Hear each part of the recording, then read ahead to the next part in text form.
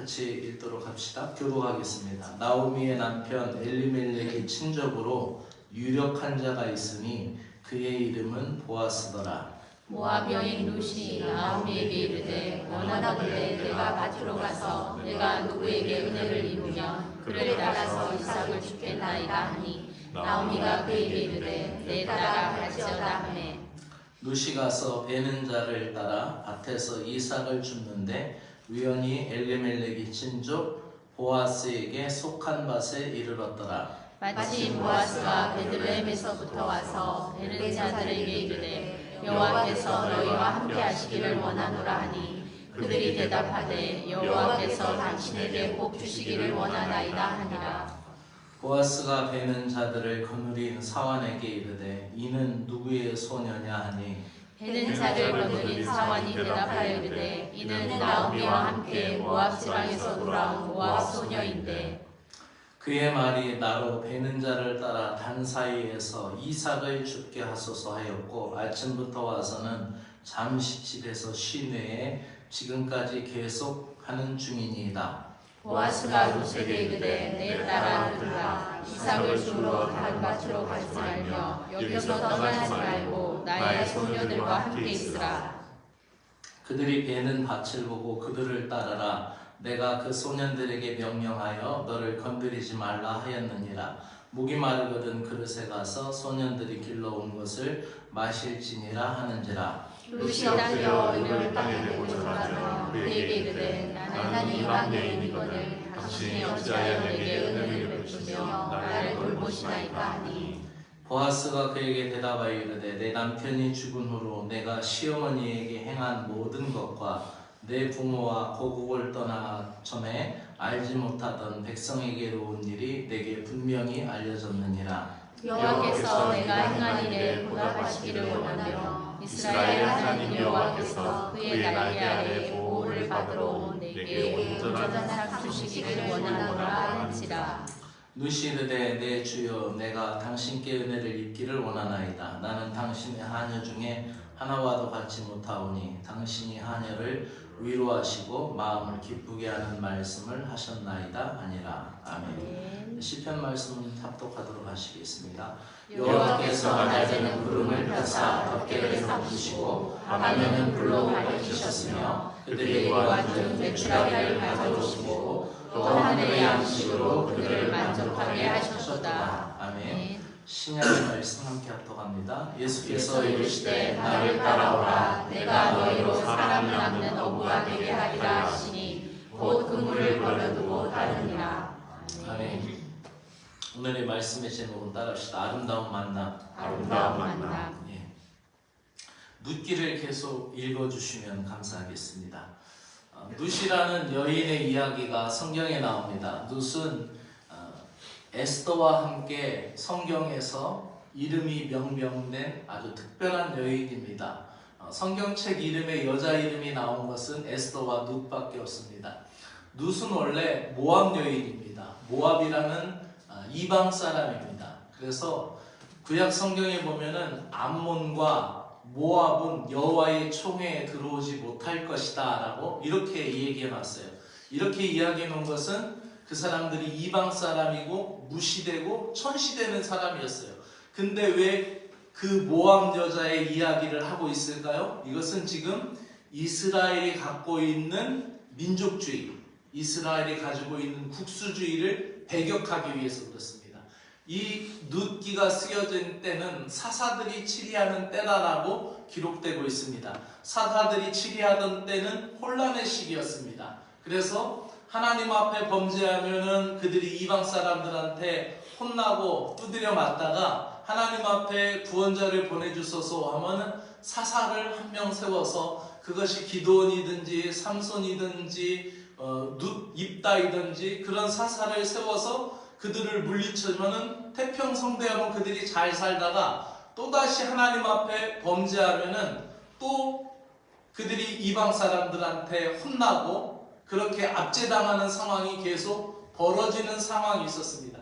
그러면서도 이스라엘 사람들에게는 버리지 않는 생각이 있었는데 그건 뭐냐면 하나님 앞에 우리가 제일이다.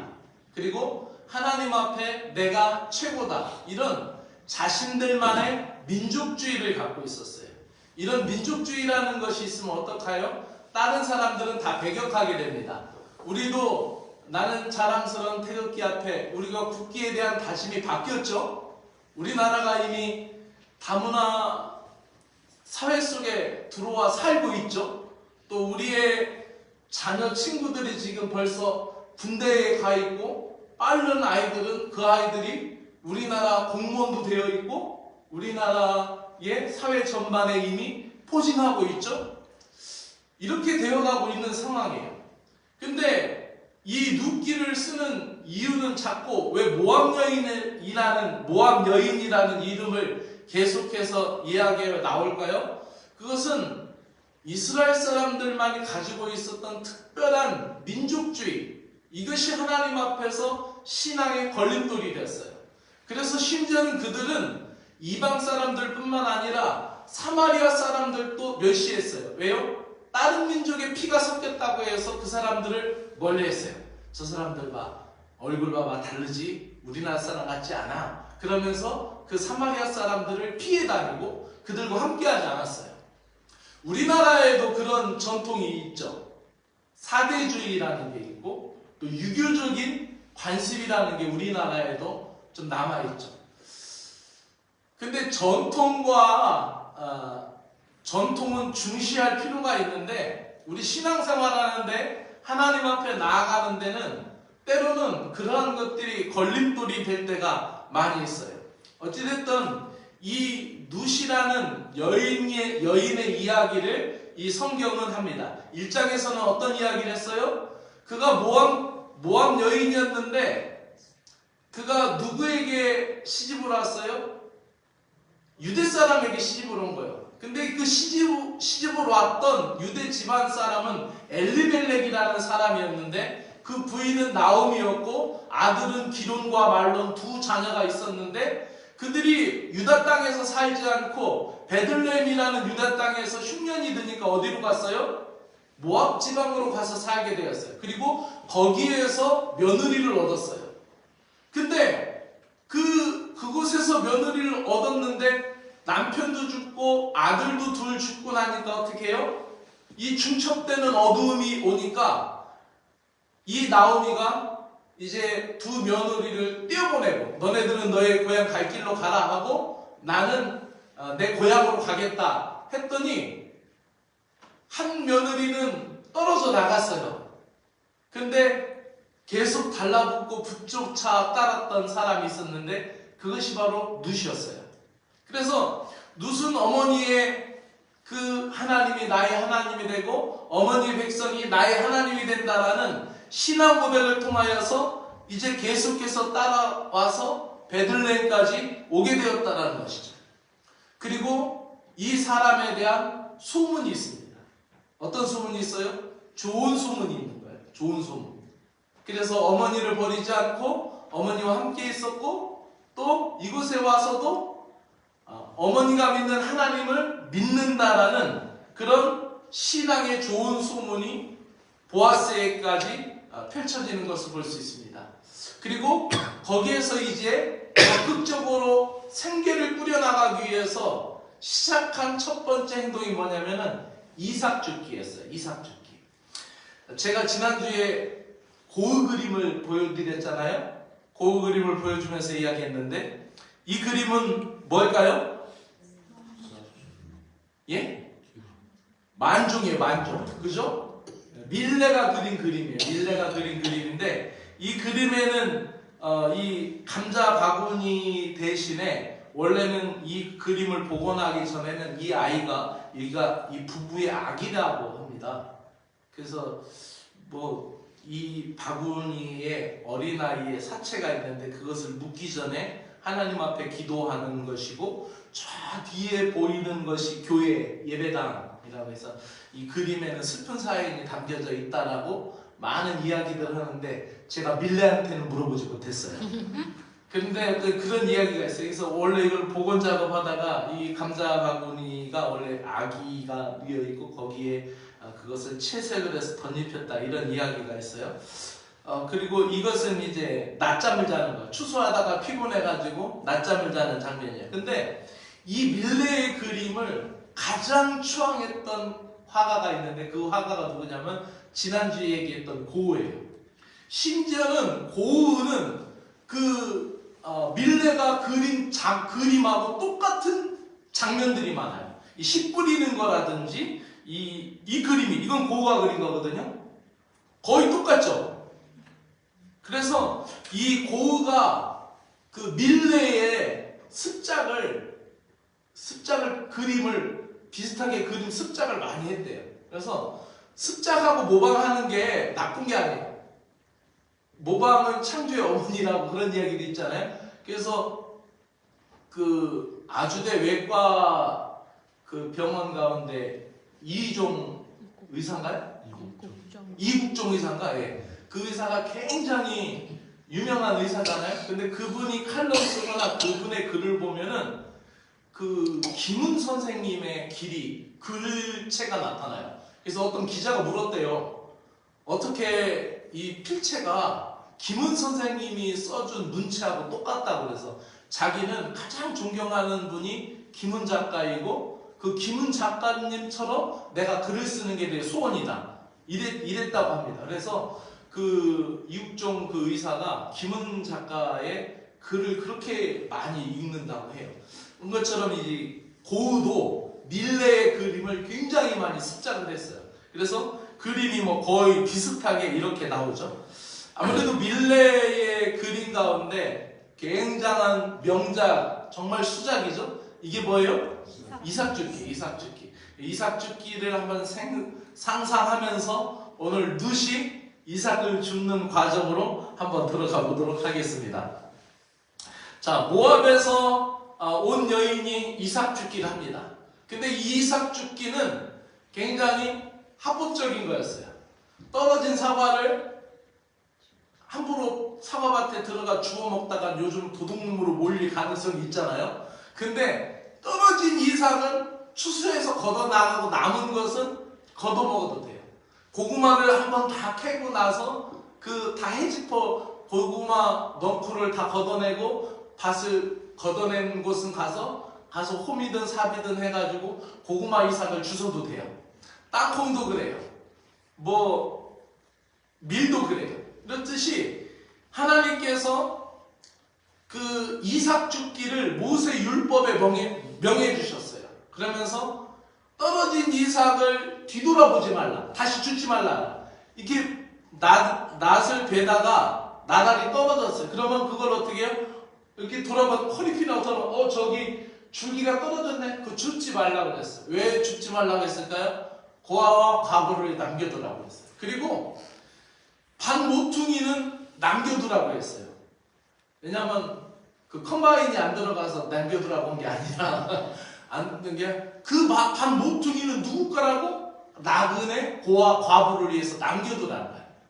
그러니까 하나님은 오히려 이 가난한 자들에게도 굴욕적이지 않게 삶을 유지할 수 있도록 내비두신 거예요.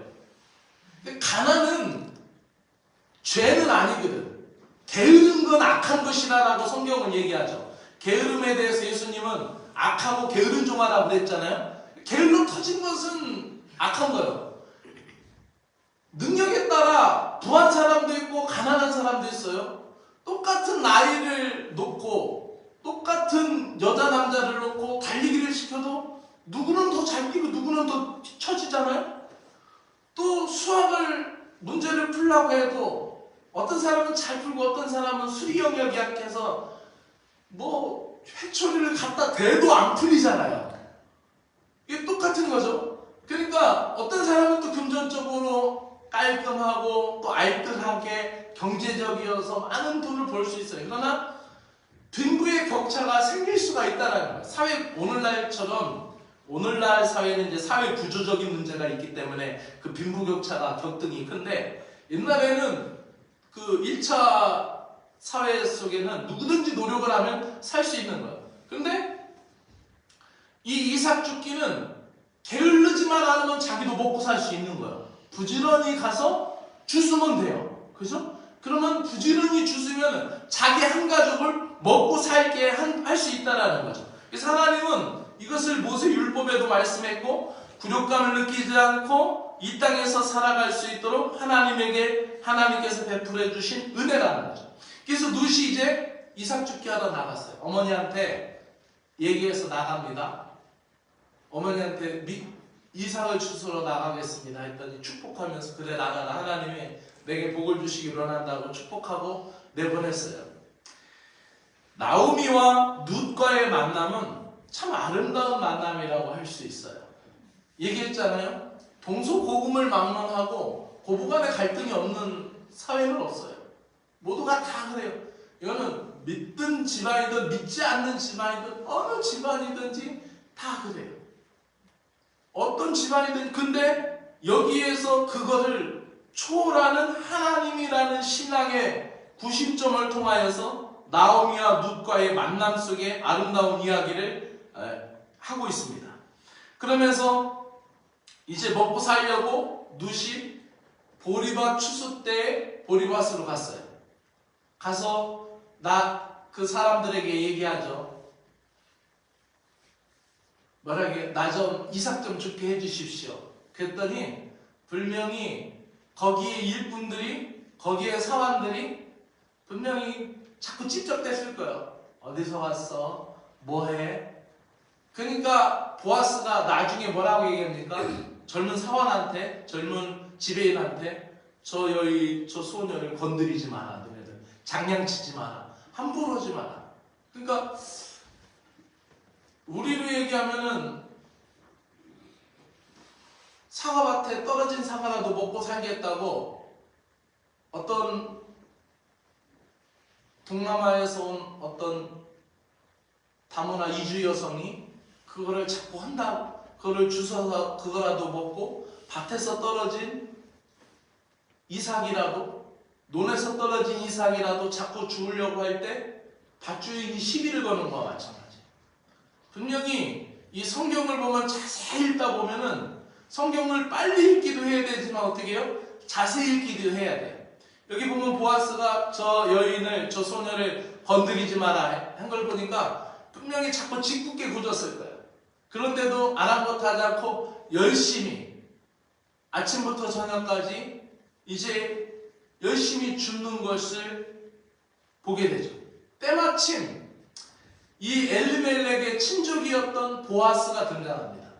이 보아스라는 이름은 유력자라는 이름인데 성경의 또 다른 곳에서 이름이 나옵니다. 솔로몬 성전에 기둥이 2개 있었어요. 그래서 솔로몬 성전에 기둥이 2개인데 한 기둥의 이름은 야긴이고 한 기둥의 이름은 보아스예요. 그래서 야긴이라는 이름은 저가 세우리라. 그리고 한 기둥의 이름 보아스는 저가 능력이 있다. 이것은 바로 하나님의 이름을 찬송하는 기둥과 같죠. 그래서 하나님에게는 능력이 있고 하나님이 세우실 것이다. 그것이 이제 솔로몬 기둥에 2 기둥이고 그 위에 써져 있는 야긴과 보아스란 이름이에요. 근데 이 보아스란 이름이 유력하다, 능력이 있다. 근데 여기서 이 나오미의 남편인 엘리멜렉의 친족으로 나와요. 근데 이 사람이 참 좋은 사람이었어요. 왜요? 이제 오후에 성경을 읽다 보면은 이제 오후에 성경 구절에 나오겠지만은 그가 룻과 나오미가 만났고 이제 룻과 누구하고 만나요? 보아스와 만나는 거예요. 보아스가 만나서 그 사람을 잘 거느려주고 어떻게 해요? 식탁으로 초대해주고 그에게 또 보리를 6대를 해가지고 거기에다가 싸서 줘요. 그거를 갖다가 나오미에게 주고 나오미에게 잘 공양을 하죠. 그런데 나오미가 하는 말이 있어요. 뭐라고 얘기했냐면 저가 우리의 친족인데 우리 가족 엘리멜렉하고 기론하고 말론 자기 아들들이 살아있을 때도 잘해주었는데 그들이 없어지고 나서도 어떻게 해요? 잘해준다는 거예요. 그죠? 이게 참 귀중한 거예요. 이런 사람이 흔치 않아요. 신실함이. 보통은 만약에 잘 나가던 사람이 죽었어요. 그럼 어떻게 해요? 그 집을 잘 거들떠보지 않아요, 세상 사람들은. 그래서 우리나라 말에 어떤 말이 내려오냐면 정승은 죽으면 잘 안 가는데 정승기 개가 죽으면 간대. 들어보셨어요? 그게 왜냐면 정승이라는 영향력이 살아있는 사람이 살아있고 그 살아있는 사람한테 잘 보이려면 어떻게 해요? 개가 죽으면 가야 돼. 근데 정승이 없어져 버렸어. 끝난 거예요. 이제 그 사람하고 관계가 끝난, 그 사람의 영향력은 끝났으니까 관계할 필요가 없다라는 거야.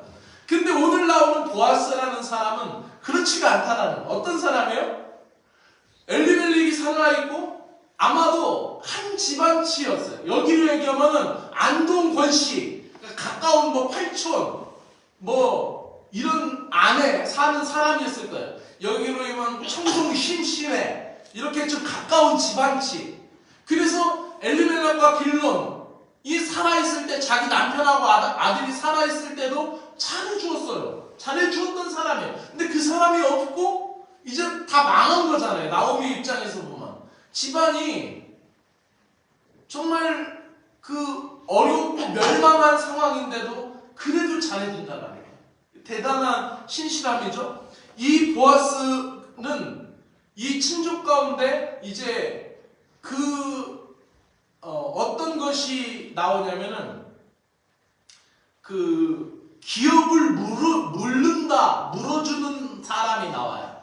어떤 것이 있냐면은 이 형수 취수제라는 게 유대 사회에 있었는데, 그때 당시에 만약에 아버지가 있고 아들 둘이 있는데 형님이 죽었는데 형님이 아들을 안 낳고 죽었어요. 그럼 요즘 윤리로 생각하면 안 되고 당시에 이제 형수 취수제도 생각하면, 그러면 형수는 있는데 자녀가 없어. 그러면 여기는 기업이 없는 거야. 그러면 당시의 법으로는 여기는 아무런 것도 얻지 못해요. 그러면 이 여인이 굶어 죽잖아요. 그렇지 않고 그 형사취수제는 그 동생이 형수에게 그 시내리기를 해가지고 씨를 주어서 자녀를 낳게 해요. 그러면 그 자녀를 통하여, 자녀의 명분을 통하여 그 가문에서 밭과 땅, 이것을 기업을 갖게 되는 거예요. 근데 이것이 어떤 것까지 확대가 됐냐면은, 만약에 빚이 있어서 노예가 되고 그 집안이 망했을 때 가까운 친족이 그 기업을 무는 그런 제도가 있어요. 근데 그 기업을 우리로 얘기하면 요즘 같은 경우는 뭐냐면 가족이, 부모가 돌아가셨는데 그 유산을 포기하는 게 있죠. 그러면 그 빚이 자녀한테 안 오잖아요. 근데 그걸 포기 안 하면 그 자녀한테 그게 다 가잖아요. 그런 것처럼 그런 제도가, 그런 사회법이다라고 생각하시면 돼. 근데 그 당시의 유대 사회에서는 이 보아스가 이 엘리멜렉과의 그런 가까운 친족이 있었는데, 이 친족 사이에 조금 더 일촌이라도 더 가까운 친족이 있었어요. 근데 그 친족이 그것을 거부하니까 나중에 엘리멜렉 가문을, 모든 것을 어떻게 보아스가 받아들이는 거예요. 받아들이는데 어떻게 받아들이냐? 그 집안의 모든 것을 다 받아들이는 거예요. 그래서 룻까지도 받아들이는 거예요. 그 빚도 받고. 그러니까 이게 신약으로 가면은 이 사상이 어떤 사상으로 가냐면은 대속의 은혜로 가는 거예요. 대속의 은혜. 우리가 지은 죄값을 누가 대속해 주셨어요? 예수 그리스도께서 대속하는 거예요. 이 신약에 가면 이게 대속의 사상으로 가서 다 받는 거예요. 예수님이 나의 치욕도, 나의 어찌할 수 없는 것도, 나의 죄된 것도 예수님께서 다 대신 속해 주시는 대속의 사상으로 가는 거죠. 자, 그렇다면은 오늘 이 보아스와 룻과의 만남은 정말 하나님의 은혜이죠. 근데 이 만남이라는 걸 생각할 때, 여기 보세요. 이 만남이라는 것은 마침 보아스가 보았다라고 할 때, 우리가 생각할 때는 언제나 사랑 이야기는 재미있어. 정말 이거 우연이야. 우리가 이렇게 생각할 수도 있잖아요. 우연히 만날 수 있잖아요. 우연히 버스 안에서 만났어요. 가슴이 뛰었어요. 어떻게 만났나 설레지들도 않나 보네. 어떻게든 우리가 생각하는 우연은 시간과 공간 안에 매여 있어요. 그렇죠? 한번 보세요. 우리 교회 앞에 있는 세븐일레븐이 있고 저쪽에 각산리 가는 방향에 세븐일레븐이 있잖아요. 새로 맘스터치가 생긴답니다. 그 세븐일레븐이 있고 이 통로 일자로 긴 도로 앞에 우리 교회 앞에 있는 세븐일레븐하고 저 각산리 가는 쪽에 세븐일레븐이 있잖아요. 근데 이쪽에서 김은미 부교님이 나섰어. 근데 저쪽에서 오창욱 부교님이 나왔어. 같이 서로 가고 있어. 그러면은 위에서 드론으로 보면은 어떻게 해요? 두 사람이 만날 게 보여요, 안 보여요? 보이죠. 위에서 보면은 저 두 사람이 곧장 가다가는 김은미 부교님, 오창욱 부교님이 만날 것이다라는 게 보여요. 근데 두 사람은 아직 안 보여. 근데 만났어. 어쩐 일이야. 나 줄 게 있었는데. 근데 나도 마침 언니한테 줄 게 있었어. 야, 진짜 이거 우연이다. 이런 말 해요, 안 해요? 해줘. 그럼 시간과 공간 안에 매여 있는 우리들에게는 그것이 우연이요. 근데 위에서 봤을 때 뭐요? 당연히 만나지. 곧장 가면은 저건 필연이야. 그러면은 우리가 생각하는 이 사회 속에서, 이 세상 속에서 우리는 정말 우연한 길이야. 그죠? 정말 예기치 못한 은혜, 예기치 못한 축복이 우리에게 다가온다는 얘기예요. 그런데 시간과 공간을 초월하여 계시는 하나님의 입장에서는 어떻게 해요? 만사를 주장하시는 분이신 줄로 믿습니다. 그걸 우리는 신앙적으로 하나님이 섭리하셨다라고 얘기하는 거고, 신앙 고백적으로 얘기하면 하나님의 예정하심이다라고 이야기하는 거예요. 아멘? 하나님이 예정해 주신 거야. 그렇게 얘기해요. 이거 예정이라는 단어를 장로교에서만 쓰는 게 아니에요. 우리 구세군하고 감리교도 그런 몰상식한 사고방식을 버려야 돼. 그게 어떻게 된 거냐면은 내가 볼 땐 그래요. 저는 이 성경을 볼 때 좀 단순하게 보고 간편하게 보면서도 하나님의 마음 입장에서 깊이 보길 원해. 그런 관점으로 보거든요. 근데 장로교 쪽에서 이야기하는 칼빈주의하고 감리교와 성결교와 구세군이 입장에서 얘기하는 웨슬리안하고 달라. 이 칼빈에서 얘기하는 것은 하나님이 예정해 주신 거다. 무엇이든. 그래서 구원받는 사람도 예정해 주셨다. 하나님이. 이렇게까지 얘기해. 이게 예정주의야. 칼빈주의고. 그런데 이 감리교와 웨슬리안 또 성결교, 구세군 이런 쪽에서 성공회 쪽에서 얘기할 때 뭐냐면 신인협동. 하나님이 부르심에 우리가 응답한 거다. 이렇게 얘기하는 거예요. 근데 이것은 신학적으로 싸울 이야기가 아니야. 제가 볼 때 한번 제 얘기를 들어보세요. 제가 볼 땐 간단해. 뭐냐면 요한 웨슬레나 올리아푸스나 이런 웨슬리안 쪽의 사람들은 하나님을 바라보고 가고 있는 거야. 하나님을 바라보고 가고 있으니까 어떻게 해요? 하나님이 나에게 은혜를 주셔야 되고, 하나님이 나를 불러주셔야 되고, 하나님이 나를 이끌어 주셔야 돼. 근데 칼빈 선생 입장에서 보면은 인생 다 끝난 것처럼 내 신앙이 주님의 은혜를 만나고 뒤를 돌아봤어. 그랬더니 모든 게 뭐예요? 하나님의 은혜였어. 모든 게 하나님이 준비하신 거였어. 하나님 십자가 앞에 딱 와서 뒤돌아보니까 하나님이 준비하심이었어. 아멘? 여호와 이레였다라는 거죠. 그러면 싸울 필요가 없죠? 뭔 얘기하다 또 여기로 왔나? 이거 별로 본문에 없는 얘기였는데, 네, 요건 맞아하고 오늘 말씀 마칠게요. 조금만 더 참으세요. 자, 결론으로 이야기하고 오후의 얘기 또 할게요. 기대하시나? 개봉방도. 이 룻과 보아스의 만남은 하나님의 은혜 가운데 되는 거예요. 그래서 어떻게 해요? 바로 다윗의 고조 할머니가 되는 거예요. 고조 할머니가 되는 거예요.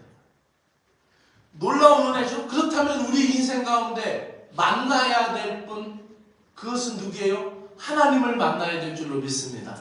여러분들 마음 가운데 하나님이 풍성히 임하기를 축복합니다. 아멘. 가을의 풍성한 결실을 보면서도 하나님을 사모해야 돼요. 아멘. 그 마음이 있어야 되는 거예요. 그러므로 오늘 이 룻과 나오미의 만남도 하나님의 주권적인 역사였고, 룻과 보아스의 만남도 하나님의 주권이었어요. 그리고 하나님은 그 여인을 통하여, 모압 여인을 통하여 다윗의 왕가를 설립하고 계시는 거예요. 할렐루야. 우리가 믿을 때, 우리가 구약적인 사고방식에는 어떻게 해요? 암몬과 모압은 여호와의 총회에 들어오지 못할지니라, 그걸 다 그냥 문자적인 해석으로 그냥 딱 끊어버렸어요. 그들은 여호와의 총회에 못 들어와. 그냥 금을 그어버린 거야. 오늘날 시대에도 왜 교회가 문턱이 높고 이 사회에서 욕을 많이 먹는지 아세요? 성경을 너무 문자적으로만 해석을 해서 그래요. 이 문자적으로 해석하면 암몬과 모압은 여호와의 총회에 들어오지 못할 사람이에요. 근데 어떻게 했어요? 예수 그리스도의 계보 안에 들어왔어요. 다윗의 왕가가 되었어요. 아멘. 그러니까 우리가 생각할 때도 너무 율법적인 사고방식과 신앙을 버려야 돼요. 자살자는 천국에 못 간다. 에이즈 환자는 천국에 못 간다. 게이나 레즈비언은 천국에 못 간다. 살인자는 천국에 못 간다. 그렇다고 제가 오해하지 말고 잘 들어야 돼. 간다는 얘기 제가 한마디도 안 했어. 그죠? 오해하지 말라는 거야. 꼭 설교를 겉만 보고 중심적인 사상을 이해 못하면 이게 오해하고 봐요. 제가 얘기하는 건 어떻게 해요? 우리가 생각할 때 자살자는 천국에 못 간다 이렇게 얘기하고 자살자에 대한 막 무시를 하고 혐오를 해요. 그러면 안 돼요. 누가 하실 일이에요? 하나님이 하실 일이에요. 에이즈 환자도, 살인자도, 동성연애자도, 성적 소수자도 하나님이 하실 일이에요. 우리가 할 일은 뭐야? 열심히 그 영혼들을 불쌍히 여기고 기도해 주는 것과 이 땅에 복음을 위하여 사는 거예요. 아멘? 아멘. 여호와의 총회에 들어오지 못한다는 그 여인을 들어서서 유대 국수주의를 배격하고 또 유대 민족주의를 멸하면서 복음을 이야기하고 있는 게 하나님이에요. 모든 것을 가능하게 하시는 하나님을 만나시기를 주의 이름으로 축원합니다. 아멘. 기도합시다.